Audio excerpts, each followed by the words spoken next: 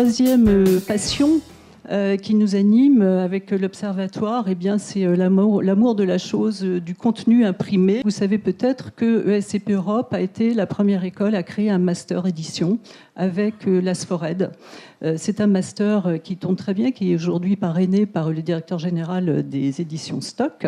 Transformation numérique et médias imprimés, cet événement nous a permis d'accueillir à la fois des grands donneurs d'ordre et des acteurs industriels de la filière pour partager de nouveaux modèles économiques sur la distribution de ce vecteur de communication important pour la filière industrielle. Ce qu'on appelle communément le marketing direct, c'est encore 6 milliards d'euros de dépenses d'un point de vue annonceur. Donc ça reste des poches d'investissement absolument colossales. Il y a une affection importante pour le papier, une utilisation du papier qui est très forte. Évidemment, le catalogue, on en a beaucoup parlé, est un maillon essentiel de la communication multicanale.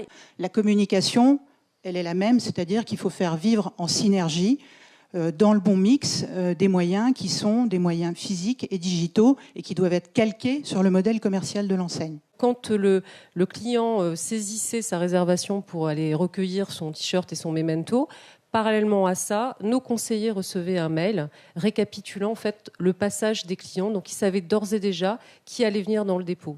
Est-ce que la question se pose vraiment en termes de print ou pas print, data ou pas data?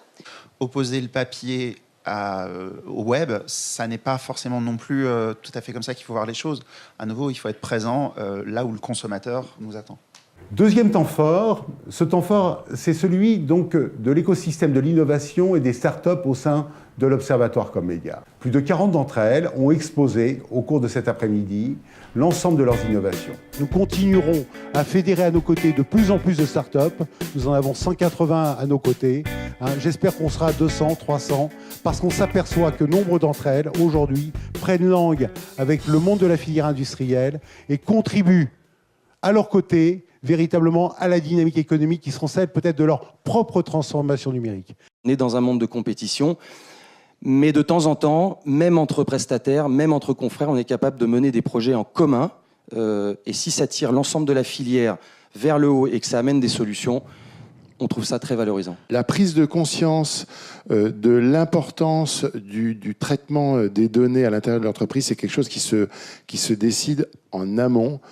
Avant de penser outils, technologie, sur quoi faut-il focaliser ses efforts? On a identifié 3 forces principales. La première, c'est le client, et ça, visiblement, ça a été un peu au cœur de certains de vos débats ce soir, c'est d'essayer d'améliorer la connaissance et la proximité client. Et comment inclure au maximum le client dans tout le processus de conception, de création et de distribution de ces produits, que ce soit en B2B ou en B2C.